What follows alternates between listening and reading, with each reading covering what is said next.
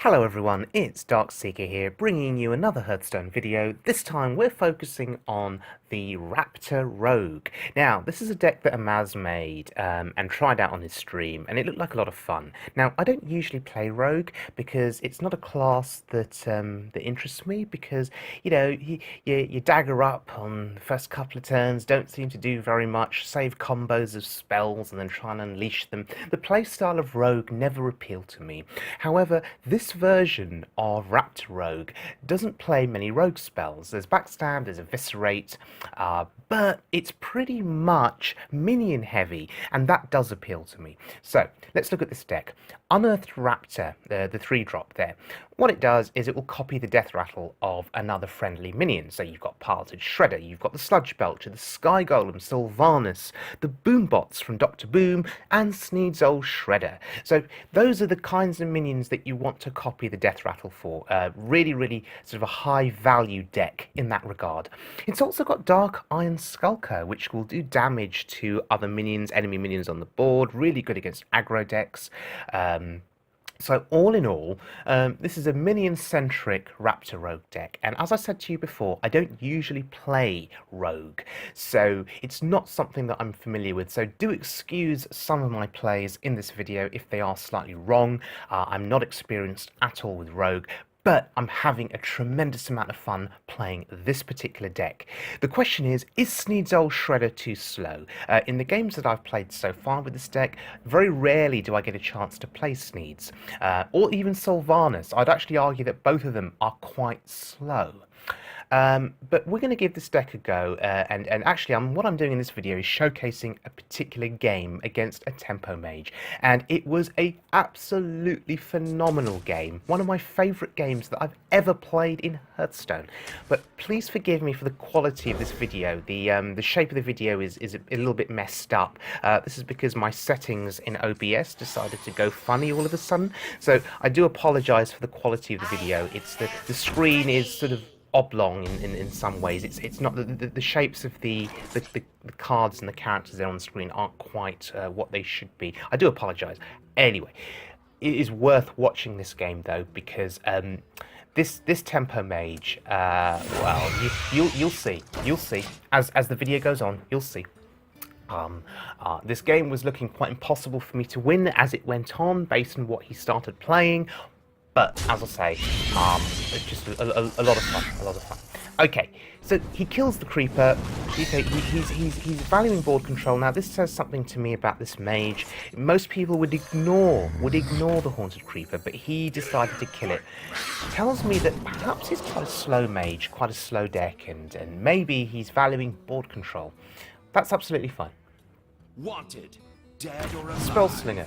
There's a card that I don't play anymore in my Tempo Mage because you can end up giving your opponent a ridiculously amazing spell, like a Flame Strike, for instance, or a Fireball, or a Pyroblast. And more often than not, I've been burned by that card in successive games, giving my opponent ridiculously strong spells, and that's not what you want to do. Okay, so here we need to kill the 3/4. And what I'm thinking about here is buffing up the Spectral Spider and using that to trade in, and then using my face potentially to trade in as well, preserving my abusive sergeant, right? I think that's important because it's got 2 damage. He's likely to ping one of my sergeants down, but that's fine. I'm still end up with another left on the board. Absolutely fine. Okay, so Zombie Chow, though, as the game goes on, is going to become a liability because, yeah, it's going to give him 5 health back. The Zombie Chows are really intended to trade in with the early board that gets played.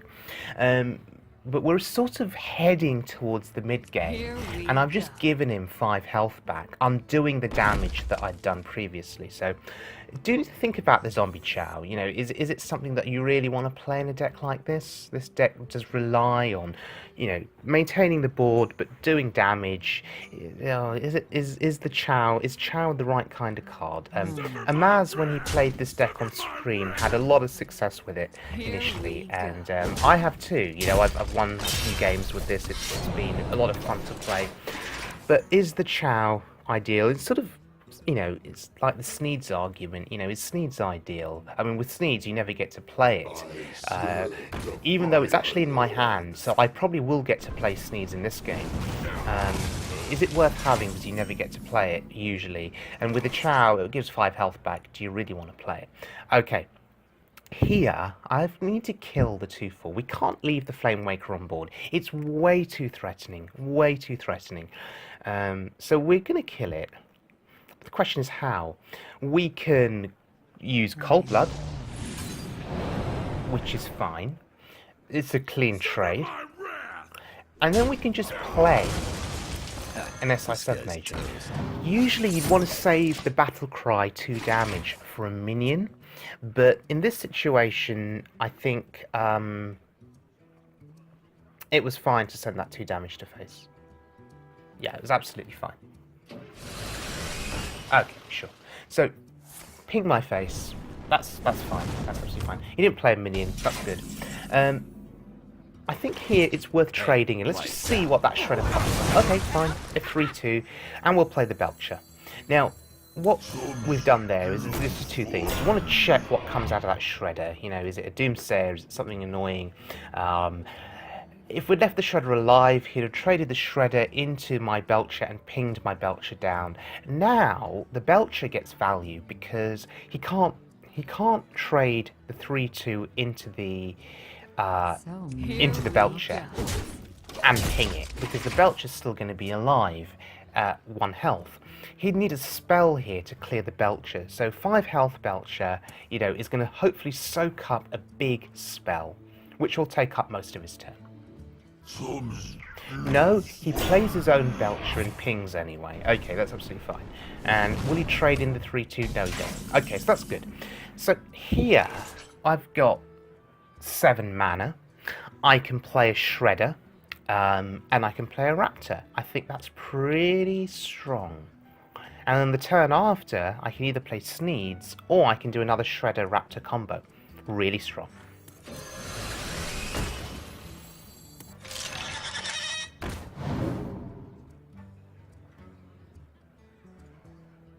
And we're not going to attack. Sure. Now he can throw the 3/2 into the Shredder, ping it down, or throw his own Shredder in, ping it down. But he's still got to deal with the slime that comes out of my Shredder. I am conscious of cards like Flame Strike. This is a slow tempo mage because he's playing Sludge Belcher. So I'm also expecting him to play board clears like Flame Strike. So we do need to be conscious. I mean, do we want to overcommit on our board? I mean, that's the question that I need to ask. If I go all out, play everything, and the entire board gets wiped, I lose the game. However, there is a saving grace here. My minions have death rattles on them, so a Flame Strike here wouldn't be as effective as you'd think, because it re-summon minions. The Belcher would bring back a slime. The Raptor and the Shredder would spawn 2-drops. There's Ragnaros. Interesting. Wow, okay, he just traded both of those minions into my Belcher. Didn't want to pin it down. And wow, the Belcher just got value. Double trade into my Belcher. Plus a Rag hit. That Sludge Belcher earned its keep today. Okay. Let's trade in first. My Raptor survives, which is great value, on 1 health. We could either Sneeds, or we could play the Shredder Raptor combo, or another Belcher. Choices. Sneeds is good, but this slow mage, what kind of removal does he run? Does he run Polymorph? Does he run... I mean, he could Fireball it down, which I'm fine with. No, there's the Polymorph, and that's really bad for me. Sneeds' value just got negated by a 4-cost card. That's really, really bad for me. Okay, Ragnaros, where are you going to go? And I've just seen a secret played. Huh, okay. And that secret, is it Mirror Entity, or is it Effigy, or is it something else? Slow mages will often play Effigy with their big drops. Regardless, I do need to try and kill Ragnaros, because that 4-1 is going to get pinged next turn. I need to get value out of it. So we're going to trade into Rag here. We'll get a drop from the Belcher. Wow, duplicate. That's really unfortunate, and what just came out of my shredder is even more unfortunate, because it's just going to get pinged next turn. That's really bad.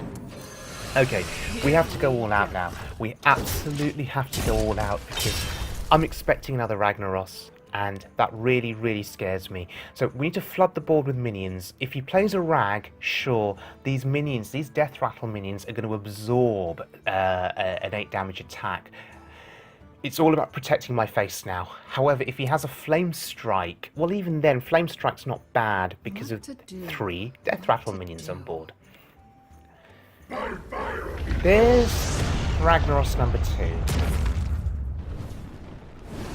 2. Right, where will Rag go?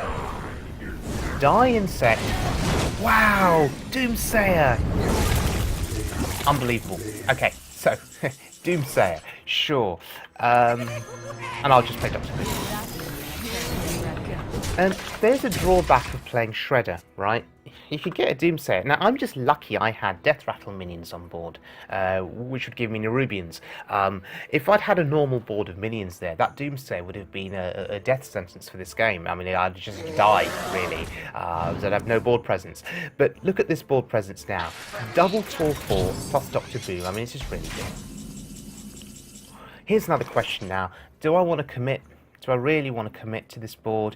Or do I just want to clear and go face and pass? Does he have Flame Strike is what I'm saying. No, I'm going to go all out. I'm going to trust in the Hearthstone gods here, and I'm going to trust in the fact that he doesn't have a Flame Strike.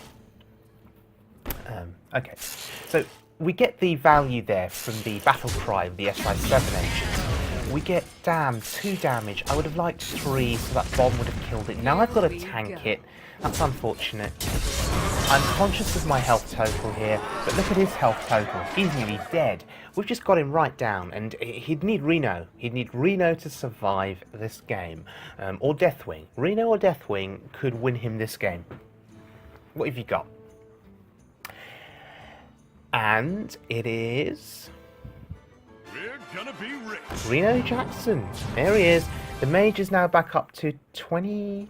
That's plus 22. And look, Time Rewinder from the Clockwork Gnome. The card he played in the early game gave him a Time Rewinder, and he brings Reno back to his hand. Now I'm scared. Now I'm really scared about this game, because I thought, sure, go face, go face, go face, and we'd win. We went face, we went face, we went face, and he played Reno. And now he's going to play Reno again. However, I have a very strong board here. I have Dr. Boom, I have a Nerubian, I have a SI7 agent, I have a Sky Golem, and a Belcher. 2 of those minions have strong death rattles. I'm not scared of dying just yet. Because it says it's not a freeze mage. He's not going to play Emperor and then suddenly kill me with 4 spells over 1 turn. No, but I need to end the game very, very quickly, I think.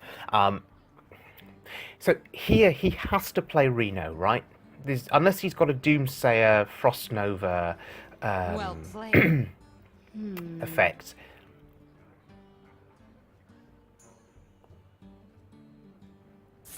Okay, he's gonna portal first. That's a really smart play. He's gonna see what he gets.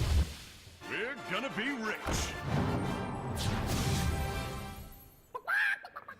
Wow, poor guy. Got a chicken. I feel really sorry for him, you know.